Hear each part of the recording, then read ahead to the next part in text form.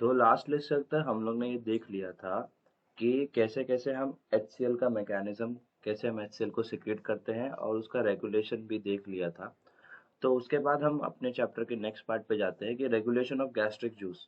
तो हम gastric acid को कैसे, मतलब HCl को कैसे रेगुलेट कर रहे थे, HCl को कैसे सिक्रेट कर रहे थे, वो एक गैस्ट्रिक जूस का ही पार्ट था। लेकिन वो एक नया चीज थी, जैसे हम एसिडिटी बढ़ा रहे थे हमारे स्टमक में, तो उसका मैकेनिज्म हम लोग ने अलग से देखा। लेकिन हम ब्रॉडली जो गैस्ट्रिक जूस का कंटेंट होता है, हमने गैस्ट्रिक जूस में कटायंस देखे, हम लोगों ने गैस्ट्रिक जूस में एंजाइम्स देखे, हम लोगों ने गैस्ट्रिक जूस में म्यूकस देखा।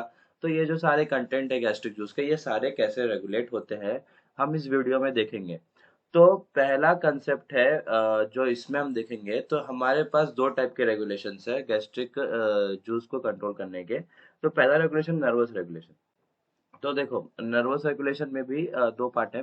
एक local autonomic reflexes involving cholinergic neuron और impulses from central nervous system by way of vagus nerve. दो तरीके हैं हमारे पास कंट्रोल करने के। तो पहला है local autonomic reflexes involving cholinergic neurons, impulses from central nervous system way of vagus nerve. तो हम पहला देखेंगे कि कैसे कैसे दोनों एक दूसरे को कंट्रोल करते हैं। तो vagus nerve is a secretomotor nerve to the stomach. तो वेगस नर्व क्या है? सेक्रेटरी मोटर नर्व है, सेक्रेटरी नर्व है for a nerve to the stomach. मतलब ये जब स्टिमुलेट होगी तो सेक्रीशंस रिलीज होंगी, तो एक हिसाब से बोलता है स्टमक को एक्साइट करती है, ग्लैंड्स को एक्साइट करती है सेक्रीशन रिलीज कराने के लिए। तो वेगस नर्व हमारी 10th क्रेनियल नर्व है, ये हमें पता होना चाहिए, सारे क्रेनियल नर्व्स के बारे में पता होना चाहिए। उसमें से वेगस डाइजेस्ट सिस्टम में बहुत इंपॉर्टेंट है। तो उसमें से जो एक नर्व है वो है वेगस नर्व, जो हम 12 क्लियर नर्व देखते हैं। तो ये क्या करती है? स्टिमुलेशन का काम करेगी। तो जैसे ही वेगस नर्व स्टिमुलेट होगी तो क्या होगा? तो वेगस नर्व स्टिमुलेट होने पर होता है release of GRP, gastric releasing peptide.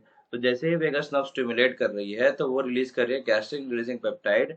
उसके बाद ये क्या करेगा? अपने नाम से ही बता रहा है कि वो गैस्ट्रिक एसिड सेक्रेशन को, गैस्ट्रिक के सेक्रेशन को बढ़ाएगा। गैस्ट्रिक रिलीजिंग पेप्टाइड गैस्ट्रिक के सेक्रेशन को बढ़ाएगा। This is turn increases acid secretion mainly. तो मेनली ये क्या करता है? एसिड सेक्रेशन, एसिड सेक्रेशन करने वाले कौन से ग्लैंड है? Parietal cell. तो मेनली ये पैराइटल सेल को स्टिमुलेट करेगा गैस्ट्रिक रिलीजिंग पेप्टाइड, और क्या कराएगा? रिलीज कराएगा किसके? HCl को रिलीज कराएगा मेनली। उसके साथ इंट्रिंसिक फैक्टर भी रिलीज होता है, लेकिन मेनली HCl को रिलीज कराएगा। फिर release of acetylcholine which is act directly on a glands located in a body and the fundus of the stomach to increase acid and pepsin secretion. तो यहाँ पर important क्या हो गया? यहाँ पर इंपॉर्टेंट ये हो गया कि एक का न्यूरोट्रांसमीटर गैस्ट्रिक रिलीजिंग पेप्टाइड है और एक का न्यूरोट्रांसमीटर एसिटाइल कोलिन है। जैसे मैं क्यों ये अलग अलग न्यूरोट्रांसमीटर बोल रहा हूँ? लोकल ऑटोनॉमिक रिफ्लेक्सेस किसके साथ काम कर रहे हैं? कोलिनर्जिक न्यूरॉन्स के साथ काम कर रहे हैं। लेकिन impulse from central nervous system कैसे काम कर रही है? वेगस नर्व से काम कर रही है। तो वेगस नर्व कैसे काम कर रही है? गैस्ट्रिक रिलीजिंग पेप्टाइड से काम कर रही है। और जो लोकल ऑटोनॉमिक रिफ्लेक्सेस हैं वो एसिटाइल कोलिन के साथ काम कर रहे हैं। तो एट्रोपाइन को मैंने एक एग्जांपल दिया था। तो एट्रोपाइन किसको डिस्ट्रॉय करता है? तो एट्रोपाइन डिस्ट्रॉय करता है एसिटाइल कोलिन को। तो जो GRP निकल रहा है, इसी वजह से वो पैराइटल सेल के सेक्रेशन को क्या कर रहा था? इफेक्ट नहीं कर पा रहा था, क्योंकि उसका न्यूरोट्रांसमीटर GRP है, ना कि एसिटाइल कोलिन। तो वो इन सारे सेल्स का, तो जिसमें जिसमें एसिटाइल कोलिन निकलेगा, जिसका न्यूरोट्रांसमीटर एसिटाइल कोलिन होगा, वो उसका उसका एट्रोपाइन क्या करेगा? फंक्शन क्या करेगा? डिवॉल्यूश करेगा, क्योंकि ये क्या करता है? एसिटाइल कोलिन को डिस्ट्रॉय करता है। कौन? हमारा एट्रोपाइन। तो यहाँ पर दोनों सिस्टम समझ में आने चाहिए। एक है जो वेगल सिस्टम है, जो हमारे सेंट्रल नर्वस सिस्टम से आ रहा है, और एक सिस्टम है जो लोकल रेगुलेटरी सिस्टम है। दोनों के न्यूरोट्रांसमीटर पता होने चाहिए। ये न्यूरोट्रांसमीटर लेवल पे अगर फिजियोलॉजी पढ़ी जाती है ना, तो बहुत सारे ड्रग्स तो आराम से हमें समझ में आने लगते हैं, बहुत सारे ड्रग्स हमें आराम से समझ में आने लगते हैं। तो इसके लिए ये न्यूरोट्रांसमीटर लेवल पे बहुत कुछ पता होना चाहिए कि किस चीज का क्या न्यूरोट्रांसमीटर होता है। पार्किंसन डिसीज का कौन सा न्यूरोट्रांसमीटर इफेक्ट होता है? तो डोपामीन होता है। तो ऐसे बहुत सारे न्यूरोट्रांसमीटर हमको इस पूरे जर्नी में याद करने हैं। उसमें से हम पहला स्टेप देख रहे हैं उस जगह, उस याद करने का। तो मैंने याद किया कि स्टोमक में दो टाइप के नर्वस रिफ्लेक्सेस है। एक है जो सेंट्रल नर्वस सिस्टम से आ रहा है, और एक है जो किससे आ रहा है? हमारे लोकल रिफ्लेक्सेस से आ रहा है। तो जो लोकल रिफ्लेक्सेस से आ रहा है वो कैसा है? वो कोलिनर्जिक है, एसिटाइल कोलिन है उसमें। और एक आ रहा है जो सेंट्रल नर्वस सिस्टम से आ रहा है, इनर्वेशन। दोनों चीज को रेगुलेट कर रही है, दोनों एक्साइटेटरी एक्साइटेशन बढ़ा रही है और सेक्रेशन को रिलीज करा रही है। तो एक है कैसा, एक क्या कर रहा है? एसिटाइलकोलिन के साथ काम कर रहा है, और जैसे सीएनएस से जो आ रही है उसका न्यूरोट्रांसमीटर गैस्ट्रिक रिलीजिंग पेप्टाइड है। तो ये डिफरेंस है, वो हमको याद होना चाहिए, पता होना चाहिए। अब हम दूसरा देखेंगे कि ह्यूमरल रेगुलेशन कैसे होता है, रोल ऑफ गैस्ट्रिन देखेंगे। ह्यूमरल मतलब हमारे ब्लड के थ्रू हो रहा है जो, तो ठीक है। तो होता क्या है कि जो वेगस नर्व है, हमारी 10th नर्व है, वो स्टिमुलेट करती है पायरोलिक ग्लैंड को। पायरोलिक ग्लैंड ये सब पायरोलिक ग्लैंड क्या है, जी सेल होते हैं, उसमें जी सेल क्या कर रिलीज करते हैं, जी सेल रिलीज करते हैं गैस्ट्रिन को। तो पायरोलिक ग्लैंड में जी सेल होते हैं, जी सेल्स क्या करते हैं, गैस्ट्रिन को रिलीज करते हैं। तो इस पे किसका इनर्वेशन होता है, हमारे वेगस नर्व का। अब क्या हो गया कि गैस, अब हमें ये कंसेप्ट हमेशा पता होना चाहिए कि हार्मोन हमेशा ब्लड स्ट्रीम में निकलता है। तो जो हार्मोन, अब जैसे कि जी सेल को मैंने जब बताया था डायग्राम, म्यूकोसा का मैंने डायग्राम बनाया था, सब म्यूकोसा नीचे बताया था, तो उसमें सब म्यूकोसा में ब्लड वेसल्स होती हैं। तो वो ब्लड वेसल्स इस हार्मोन को उठा लेती हैं। फिर ये हार्मोन ब्लड स्ट्रीम में जाता है और travel through systemic portal circulation, पूरा सिस्टेमिक सर्कुलेशन को क्रॉस करता है। फिर उसको रिटर्न करते हैं atrial blood, via atrial blood, and then ये एक्साइट करता है पैराइटल सेल को। तो देखो, यहाँ पर हमारे दिमाग में पिक्चर क्लियर हो रही है कि हार्मोन एक्शन कैसा कर रहा है। अगर हमें ये लगे, अगर हम ना देखें, ना मैकेनिज्म देखें, ना कुछ देखें, तो हमको ये समझ में नहीं आएगा। बस हम ये रीड कर लेंगे कि भाई एक हार्मोन जी सेल ने रिलीज किया गैस्ट्रिन, और उसको स्टिमुलेट कर दिया किसने, हमारे स्टिमुलेट कर दिया किसको, पैराइटल सेल को। लेकिन ये कर कैसे रहा है, तो ये जा रहा है पहले ब्लड में, फिर पूरी बॉडी में घूम रहा है, और फिर वापस आ रहा है रिटर्न बाय एट्रियल ब्लड, और फिर ये किसको स्टिमुलेट कर रहा है, हमारे पैराइटल सेल को एचसीएल रिलीज कराने के लिए। तो ये बहुत इंपॉर्टेंट कंसेप्ट हो गया, इसको पता होना चाहिए कि हार्मोन्स हमेशा ब्लड में रिलीज होते हैं, इसीलिए मैंने इसको बताया। फिर तो ये क्या करेगा कि अब एक्साइट करेगा एचसीएल को, हाईली एसिडिक गैस्ट्रिक जूस निकलेगा। पैराइटल और oxyntic cell after latency of 30-63 minute the response last for 2 hours. तो एक बार स्टिमुलेट कर दिया, तो ये जो रेस्पॉन्स है वो लास्ट किया फॉर 2 आवर्स। मतलब जब एक बार स्टिमुलेशन आ गया गैस्ट्रिन से, तो धीरे धीरे एचसीएल अब रिलीज होगा, और ये लास्ट रिस्पॉन्स होगा 2 आवर्स तक होगा, और सफिशिएंट एचसीएल मैं ल्यूमेन में बना लूंगा।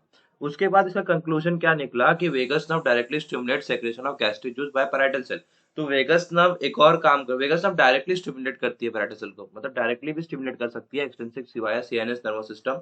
और ये क्या करेगा, ये पैराइटल सेल से क्या करेगा, सेक्रेशन ऑफ एचसीएल निकालेगा। तो बेसिकली हमने एचसीएल निकाला और सारे सेल्स को वो किया, और उसके बाद दोनों रेगुलेशन देख लिए, एक हार्मोनल एक ह्यूमरल। ह्यूमरल में हमने गैस्ट्रिन का रोल देखा। हार्मोनल में हम लोग ने देखा कि जो सीएनएस है उसका जो न्यूरोट्रांसमीटर वो गैस्ट्रिक रिलीजिंग पेप्टाइड है। और जो एक और कंसेप्ट देखा, कि कौन सा कंसेप्ट देखा, एक और कंसेप्ट ये देखा कि जो लोकल नर्वस सिस्टम है उसका जो एसिटाइल कोलिन क्या है, न्यूरोट्रांसमीटर है। तो ये सारी बातें कंक्लूड करके हम खबर खत्म करते हैं हमारे रेगुलेशन ऑफ गैस्ट्रिक जूस को। हम गैस्ट्रिक जूस को कैसे, गैस्ट्रिक जूस को कैसे कंट्रोल करते हैं, नर्वसली भी कंट्रोल करते हैं और ह्यूमरल भी कंट्रोल करते हैं। तो ये जो कंट्रोल है गैस्ट्रिक जूस सेक्रेशन का, इसको भी याद रखना है। अब हम चलते हैं हमारे नेक्स्ट टॉपिक पे, जो है फेजेस ऑफ गैस्ट्रिक जूस। ये काफी इंपॉर्टेंट टॉपिक है, और ये पूछ भी सकते हैं कि कौन कौन से फेजेस होते हैं गैस्ट्रिक जूस के। तो यहाँ पर फेजेस ऑफ गैस्ट्रिक जूस में 3 फेजेस है। तो पहले हम क्या करते हैं कि ये पढ़ते पढ़ते इसको याद कर लेंगे कि कैसे क्या हो रहा है। तो एक है सिफेलिक फेज, फिर दूसरा जो उसके बाद आता है गैस्ट्रिक इन्फ्लुएंसेस, और दूसरा इंटेस्टिनल फेज। तो अब देखते हैं तीनों में डिफरेंस क्या है। It occurs even before food enter the stomach. Psychic stimulation क्या होता है वो देख लेते हैं। तो अब क्या होता है कि जब फूड नहीं खाते, तो जब हम फूड नहीं खाते हैं, तो क्या होता है कि आप समझो सामने फूड फूड आ गया, और उसका जो हमें स्मेल आने लगी, जैसे कोई एक फूड है, समोसा ले लेते हैं। तो समोसा देखते ही हमें क्या होगा, सलाइवेशन होगा और स्टिमुलेशन। तो ये जो सिफेरिक स्टिमुलेशन है, ये फूड देखने से, फूड को माउथ में रखने से, और मतलब फूड को बस ऐसे देखने से, स्मेल करने से भी स्टार्ट हो जाती है। तो ये फूड को एंटर होने से पहले, स्टमक के एंटर से होने पहले ये काम होता है, जिसको हम लोग साइकिक स्टिमुलेशन बोलते हैं, ठीक है। अब गैस्ट्रिक इन्फ्लुएंसेस क्या होंगे, it occurs when food enter the stomach. तो जब फूड स्टमक में एंटर कर रहा है तो गैस्ट्रिक इन्फ्लुएंसेस स्टार्ट हो जाएंगे। फिर इंटेस्टिनल फेज होता है, it occurs when food enters the duodenum. अब इंटेस्टिनल फेज भी होता है, जो डिओडेनम में फूड जा रहा है उसके हिसाब से एचसीएल सेक्रेट हो रहा है, ठीक है, मतलब इस तरह से गैस्ट्रिक जूस सेक्रेट हो रहा है। तो ये तीनों डिफरेंसेस समझ में आने चाहिए। फूड खाने से पहले, फूड फूड हमारे स्टमक में है, और फूड क्या है, डिओडेनम में है। तो ये 3 फेज डिवाइड करके गए हैं, सिफिलिक इन्फ्लुएंसेस, गैस्ट्रिक इन्फ्लुएंसेस और इंटेस्टिनल फेज। तो सिफिलिक फेज कैसा मीडिएटेड होता है? जब हमने नर्वस सिस्टम पढ़ लिया, ह्यूमरल सिस्टम पढ़ लिया, तो it is vaguely mediated response included by activity in the CNS. तो ये कैसा रिस्पॉन्स करता है? ये एक्टिविटी ऑफ सीएनएस, मतलब इसका फिर न्यूरोट्रांसमीटर क्या होगा? लिखना कमेंट सेशन में कि सेंट्रल नर्वस सिस्टम का जो वेगस क्या कर रही है, इनर्वेट कर रही है, जो सेंट्रल नर्वस सिस्टम से है उसका न्यूरोट्रांसमीटर क्या होगा। ठीक है, अभी हमने अभी पढ़ा है। It is primarily local reflexes response and response to gastrin. तो ये जो लोकल रिस्पॉन्स हम लोगों ने देखा था, जो नर्वस सिस्टम के दो रिस्पॉन्स देखे थे, उसमें से लोकल रिस्पॉन्स देखा था, तो इसमें भी कौन सा न्यूरोट्रांसमीटर यूज हुआ था उसका भी मुझे बताना। ठीक है, तो दोनों न्यूरोट्रांसमीटर कमेंट सेक्शन में लिखना कि जो सेंट्रल नर्वस सिस्टम का कौन न्यूरोट्रांसमीटर था, और जो हमारा प्राइमरी रिफ्लेक्सेस है, लोकल रिफ्लेक्सेस, उसका न्यूरोट्रांसमीटर क्या था। उसके बाद हम थर्ड फेज देखते हैं, it is due to reflex and hormonal feedback effect initiated from the mucosa of small intestine. तो ये यहाँ पर हम क्या मैं कह रहा हूँ कि हार्मोनल फीडबैक इफेक्ट, तो सेक्रेटिन और कोलेसिस्टोकाइनिन डिओडेनम में रिलीज होते हैं। तो इनका एक नेगेटिव इफेक्ट होता है किसके ऊपर? एचसीएल सेक्रेशन या गैस्ट्रिक सेक्रेशन के ऊपर। तो जब ये रिलीज होते हैं तो ये क्या करते हैं कि इनका बेसिकली काम होता है कि स्टोमक की मोटिलिटी को रोक दिया जाए, और इनका स्टोमक को मोटिलिटी को रोकने का काम होता है, और मतलब गैस्ट्रिक सेक्रेशन को रोकने का काम होता है, ताकि ज्यादा एचसीएल, ज्यादा एसिड सेक्रेशन ना आ जाए हमारे ड्यूडेनम में। तो एक चेक लगाते हैं। ठीक है, तो इसीलिए जो हार्मोनल से फीडबैक है इनिशिएटेड बाय म्यूकोसा, लेकिन कुछ एचसीएल बनता है, वो भी हम देखें कितना। तो जो तीसरा वाला है, it accounts for approx 30 to 50% of total gastric juice secretion normally. तो जो जब फूड स्टमक में एंटर होने से पहले ही 30 to 50% of gastric juice secretion ready हो जाता है, ताकि फूड जैसे आई हम उसको थोड़ा थोड़ा डाइजेस्ट करना स्टार्ट कर दें। ठीक है, तो मतलब ये प्रोसेस में लेट ना हो। It accounts for up to 50 to 60% total gastric juice secretion. तो हमारा जो गैस्ट्रिक इन्फ्लुएंस होता है वो 50 to 60% रेस्पॉन्सिबल होता है, और contribution to gastric juice secretion is much less, मतलब बहुत कम होता है। तो कितना होता है वो भी देख लेंगे। तो अब हम लोग इसको डायग्रामेटिकली समझते हैं कि क्या हो रहा है। तो अब देखो, साइट, स्मेल, फूड देखने से, फूड टेस्ट करने से, फूड स्मेल करने से, फूड का थॉट आने से भी क्या हो रहा है कि वो जो सिफिलिक फेज है वो इनिशिएट हो रहा है, और इसको इनिशिएट कौन कर रहा है? हमारा vagus nerve stimulate secretion of gastric juice. और इसका सिफिलिक फेज, हमको सिफिलिक फेज बोल रहे हैं, फूड एंटर नहीं हुआ है। फिर उसके बाद हम दूसरा फेज देख रहे हैं, गैस्ट्रिन फेज, 50 to 60%। इसमें क्या हो रहा है कि इसमें गैस्ट्रिन हार्मोन लोकल रिफ्लेक्सेस से हो रहा है काम। तो लोकल रिफ्लेक्सेस में क्या होगा? Food stomach stimulate secretion of hormone. तो कौन सा हार्मोन रिलीज होता है? गैस्ट्रिन होता है, ब्लड स्ट्रीम में जाता है, और मैंने पूरा मैकेनिज्म, ह्यूमरल मैकेनिज्म समझाया कि पूरा सिस्टमिक सर्कुलेशन में जाता है, और सिस्टमिक सर्कुलेशन से फिर पैराइटल सेल को स्टिमुलेट करता है ताकि वो एचसीएल बनाए। तो गैस्ट्रिन क्या करता है, और सारे ग्लैंड्स भी ऐसे ही स्टिमुलेट होता है, और सारे secretion of gastric juice release होता है। तो stimulation of secretion of gastric juice gastrin करेगा। उसके बाद ये हो गया हमारा गैस्ट्रिक फेज। तो इसमें एचसीएल बनेगा, ये 50 to 60% अकाउंट करेगा। अब जो लास्ट वाला है, ये क्या करता है कि secretin and cholecystokinin in blood reduce gastric motility and secretion of gastric juice. तो ये क्या करेंगे? सेक्रेशन एंड मोटिलिटी को रोकेंगे। Secretin cholecystokinin blood reduce gastric acid. तो ये सब क्या करते हैं? गैस्ट्रिक एसिड की सेक्रेशन को रोक रहे हैं, एक नेगेटिव फीडबैक लगा रहे हैं, इसलिए सेक्रेशन स्लो हो जा रही है। इसलिए 10% ही इंटेस्टिनल फेज में मतलब ये इंटेस्टिनल फेज, मतलब ये इन्फ्लुएंस कर रहा है स्टोमक के एसिड को। एसिड डिओडेनम में रिलीज नहीं कर रहा है, ये मिसकंसेप्शन नहीं रखना कि ड्यूडेनम में एसिड हो ही नहीं सकता, क्योंकि ड्यूडेनम के सारे हार्मोन, सारे एंजाइम क्या होंगे? डीएक्टिवेट हो जाएंगे। तो ड्यूडेनम में एसिड आना बहुत बहुत डेंजरस है। इसीलिए कंपेंसेटरी मैकेनिज्म के लिए हम लोग बाइल जूस और पैंक्रियाटिक जूस को लाते हैं, जो थोड़ा बेसिक सेक्रेशन होता है। और एक और जो सब म्यूकोसल ग्लैंड, एक और कंसेप्ट है कि सब म्यूकोसल ग्लैंड भी होते हैं हमारे पास। एक ब्रूनस ग्लैंड, जो ब्रूनस ग्लैंड का सेक्रेशन क्या होता है? बाइकार्बोनेट आयंस होते हैं, जो इसी इसी एसिड सेक्रेशन को कंपेंसेट करने के लिए होते हैं। तो एसिड कहाँ 10% रिलीज हो रहा है? हमारे स्टोमक में हो रहा है कम, क्योंकि हम धीरे धीरे इसको क्या करें? सेक्रेशन को रोक रहे हैं, कि ताकि ज्यादा एचसीएल ना बन जाए और डिओडेनम में ना आ जाए। तो यहाँ पर हमारे, अब हम इसको देखते हैं कि कैसे कैसे सिफिलिक इन्फ्लुएंस काम करती है, कैसे कैसे गैस्ट्रिक इन्फ्लुएंस काम करती है, और कैसे कैसे हमारे जो लास्ट थे इंटेस्टिनल इन्फ्लुएंस काम करती है। तो सिफिलिक इन्फ्लुएंस में क्या होगा? ये न्यूरल पाथवे है, सेंट्रल नर्वस सिस्टम। तो neurological signal originate in cerebral cortex, और एपेटाइट सेंटर इन हाइपोथैलेमस और एमिगडाला। तो कहाँ कहाँ हो सकता है? सेरेब्रल कॉर्टेक्स में हो सकता है, एपेटाइट सेंटर इन हाइपोथैलेमस पे हो सकता है, एमिगडाला हो सकता है। तो यहाँ से स्टिमुलेशन आती है। Dorsal motor nuclei of vagus नाम आता है इफरेंट फाइबर्स लेके, travel from vagus train to stomach. तो अब स्टोमक को क्या कर रहा है? सेक्रेशन बढ़ा रहा है। तो सिफिलिक फेज मैंने पहले ही बताया था कि सेंट्रल नर्वस सिस्टम से आती है, इसका न्यूरोट्रांसमीटर भी मैंने पूछा है, प्लीज उसको लिखिएगा। अब gastric influence local reflex pathway है, तो इसमें reflex arc is totally present with in the small of stomach. तो जो वॉल ऑफ स्टमक है उसी में जो ये रिफ्लेक्स आर्क है जो सिग्नल लेके जाएगी, जो स्ट्रेच रिसेप्टर है वो कहाँ है, स्ट्रेच रिसेप्टर नहीं बोल सकते, रिफ्लेक्स आर्क कहा जाता है इसको, जो सिग्नल लेके जाएगी।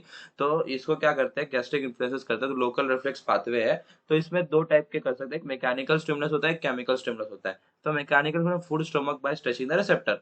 अब जो मैकेनिकल रिसेप्टर है फूड इटसेल्फ स्ट्रेच करेगा रिसेप्टर को। जब फूड रिसेप्टर से आएगा, रिसेप्टर को पता चलेगा कि भाई स्टमक में फूड आ गया है, तो वो क्या करेगा कि रिसेप्टर एंटर करेंगे, रिसेप्टर अपना सिग्नल किसको भेजेंगे, मीजनस प्लेक्सस ऑफ गट को भेजेंगे। Cell bodies of receptor neurons located. तो जो सेल बॉडी होती है न्यूरॉन की, एक्सॉन बोलते हैं जिसको, वो कहाँ लोकेटेड है, हमारे मीजनस प्लेक्सस में लोकेटेड है। तो अब न्यूरॉन को इमेजिन कर लीजिए, तो न्यूरॉन का जो एक एंड है वहां से सिग्नल आया बॉडी को जो हमारे मीजनस प्लेक्सस में स्थित है। और फिर उसके बाद ये क्या हुआ है, they synapse on a post ganglionic parasympathetic neurons at end on the parietal cell. तो ये क्या करते हैं कि post ganglionic parasympathetic neurons at end on the parietal cell, तो कौन से न्यूरॉन से ये एक्ट करते हैं, तो एक पोस्ट गैंग्लियोनिक न्यूरॉन है पैरासिम्पैथेटिक सिस्टम का जो एंड होता है पैराइटल सेल पे, उसको स्टिमुलेट करते हैं, और वो क्या करता है, पैराइटल सेल का सेक्रेशन बढ़ा देता है। तो ये काफी इंपॉर्टेंट पाथवे हो गया, बहुत इंपॉर्टेंट है। ठीक है, तो मैं बोल रहा हूँ कि एक स्ट्रेच रिसेप्टर होगा, मैकेनिकल स्टिमुलस समझा रहा हूँ मैं आपको। तो स्ट्रेच रिसेप्टर क्या होगा, जब स्ट्रेच होगा तो वो सिग्नल किसके पास लेके जाएगा, वो सिग्नल लेके जाएगा मेरे बॉडी सेल बॉडी जो मीजनस प्लेक्सस में लोकेटेड है। अब मीजनस प्लेक्सस क्या करेगी, मीजनस प्लेक्सस हमारे सब म्यूकोसा में होती है, और मीजनस प्लेक्सस सब म्यूकोसा में होती है, और तो ये क्या करेगी, ये यहाँ से साइनेप्स करेगी किसको, अनपोज गैंग्लियोनिक पैरासिम्पैथेटिक न्यूरॉन। कौन सा न्यूरॉन, ये बहुत इंपॉर्टेंट क्वेश्चन है कि post ganglionic parasympathetic neuron that on parietal cell. तो ये पैरासिम्पैथेटिक न्यूरॉन एक्साइटेटरी इफेक्ट दिखाएगा और सेक्रीशन को बढ़ाएगा। ये पाथवे को बहुत अच्छे से समझ लीजिए। अगर इसका क्लियरेंस नहीं है तो फिर कमेंट सेक्शन में लिख देना, मैं इसको एक डायग्राम बना के भी समझा दूंगा, ठीक है, कि कैसे हो रहा है। मीजल्स प्लेक्सस हमारे गट में होती है। जब हम इंट्रोडक्शन ऑफ गैस्ट्रिक जूस हम introduction of stomach digestive system देखेंगे, तो उसमें देखेंगे कि ये मीजल्स प्लेक्सस और ऑर्बिक प्लेक्सस और माइट्रिक प्लेक्सस ये सब हमारे हमारे ल्यूमेन या म्यूकोसा में होती है, हमारे गट में होती है। ठीक है, तो यहाँ तक का पाथवे एकदम क्लियर होना चाहिए। और लास्ट है जो सेकंड केमिकल स्टिमुलस है, the product of protein digestion. Product of protein जैसे अमीनो एसिड, फिनाइलिन का मैंने बताया था कि स्टोमक का एक लिमिटेड फंक्शन है, फिनाइलिन को तोड़ता है सारे अमीनो एसिड से, तो सेक्रेशन को फिर से इंक्रीज कराएंगे प्रोडक्ट ऑफ प्रोटीन डाइजेशन। तो ये हो गया केमिकल स्टिमुलस। अब इंटेस्टिनल कैसे होता है, तो इंटेस्टिनल में क्या होगा कि fat, carbohydrate and acid in the duodenum inhibit gastric acid and pepsin secrete via GIP, secretin and other GIT hormone. तो जो भी हार्मोन निकलेंगे कहाँ पर, गैस्ट्रिक इनहिबिटरी पेप्टाइड अपने नाम से बता रहा है कि गैस्ट्रिक मोटिलिटी को कम करेगा, एसिड सेक्रेशन को कम करेगा, सेक्रेटिन कोलेसिस्टोकाइन का मैंने फंक्शन एक्सप्लेन कर दिया, और अदर जीआईटी हार्मोन भी क्या करेंगे, थोड़ा थोड़ा स्टमक की मोटिलिटी को कम करेंगे ताकि एसिड डिओडेनम में ना आ जाए। तो यहाँ तक की बात मैंने आपको एकदम जीरो लेवल पे, जीरो लेवल पे जाके, सेल लेवल पे जाके, न्यूरल लेवल पे जाके ये बताया है, न्यूरोट्रांसमीटर लेवल पे जाके ये बताया है कि मीजनस प्लेक्स सॉरी सिफिलिक फेज क्या होता है, गैस्ट्रिक फेज इन्फ्लुएंस क्या होता है, इंटेस्टिनल इन्फ्लुएंस क्या होता है। ये तीनों इन्फ्लुएंस अलग अलग पाथवे से एक्ट कर रहे हैं। अब जब मैंने आपको एक वो पाथवे पढ़ाया होगा नर्वस सिस्टम वाला, तो उसपे मैंने बताया था कि सीएनएस होता है, और क्या होता है हमारा एक लोकल पाथवे होता है। तो मुझसे ना लोग बहुत बार पूछते हैं कि ऐसा क्यों है कि सीएनएस और अलग एक पाथवे रखा है स्टमक में, और एक लोकल पाथवे मैकेनिज्म रखा है, दोनों एक साथ काम करते हैं क्या, दोनों अलग काम करते हैं क्या। तो इसका आंसर आप खुद दे सकते हो, आप खुद देख रहे हो कि सिफिलिक फेज में मेरा सेंट्रल नर्वस सिस्टम काम कर रहा है जब मेरा फूड नहीं आया। तो ऐसा क्यों है, क्योंकि जो स्ट्रेच रिसेप्टर है स्टमक के वो एक्साइट नहीं हुए, तो लोकल रिफ्लेक्स बंद है। ठीक है, तो अब क्या हो रहा है कि जो स्मेल ले रहा हूँ फूड की, जो ये ले रहा हूँ, जो एपेटाइट ले रहा हूँ, जो देख रहा हूँ फूड को, वो उससे मेरा सेंट्रल नर्वस सिस्टम, मेरा एपेटाइट सेंटर एक्टिवेट हो रहा है, और मुझे अब लग रहा है कि भाई अब मेरे को खाना खाने वाला हूँ, तो अब मैं थोड़ा एसिड बना लेता हूँ पेट में। तो मेरा सेंट्रल नर्वस सिस्टम जो मेन बाहर वाला मैकेनिज्म काम किया। अब मैं मेरा फूड मेरे स्टमक में आया और वहां के स्ट्रेच रिसेप्टर हिले, अब मेरा लोकल मैकेनिज्म काम करेगा। अब लास्ट में जब स्टमक को मेरे को रोकना है, तो मेरे जो डोडेनम में हार्मोन्स है वो काम करेंगे और इसके सेक्रेशन को रोकेंगे। तो यहाँ पर क्या चीज डिफिकल्ट थी, कुछ नहीं था, बस हमको ये समझना था कि अब लोग जैसे ही न्यूरॉन सुन लेते हैं, जैसे मीजनस प्लेसेस सुन लेते हैं तो हम डर जाते हैं। ऐसा कोई कोई कोई डरने की बात नहीं है। ये मैकेनिज्म क्यों हो रहा है, वो मैकेनिज्म क्यों हो रहा है, हर चीज का एक रीजन है। मैंने आपको इसी में बताया कि दोनों सिस्टम अलग अलग काम करते हैं। एक सिफिलिक फेज में काम करता है, एक इंटेस्टिनल फेज में काम करता है, सॉरी, एक हमारे गैस्ट्रिक फेज में काम करता है। और क्यों करता है? क्योंकि स्ट्रेच रिसेप्टर स्ट्रेच नहीं हुए थे तो लोकल मैकेनिज्म बंद रहता है। जब स्ट्रेच रिसेप्टर स्ट्रेच हो जाएंगे तो लोकल मैकेनिज्म स्टार्ट हो जाएगा। तो यही पूरा मैकेनिज्म हमें फिजियोलॉजी में समझना है। Physiology just a relation of hormones, glands, सबके रिलेशन है हमारे हमारे तो ये रिलेशन समझने के लिए एट अ सेल लेवल जाके, एट अ न्यूरॉन लेवल जाके हमें समझना पड़ता है। और इसी को फिजियोलॉजी कहते हैं। अगर वीडियो पसंद आया तो लाइक करें और सब्सक्राइब करें चैनल को। और अगर अगर अच्छा लगा वीडियो तो प्लीज उसको शेयर करें अपने फ्रेंड्स के साथ जो फिजियोलॉजी समझना चाहते हैं। बहुत इंपॉर्टेंट है फिजियोलॉजी समझना।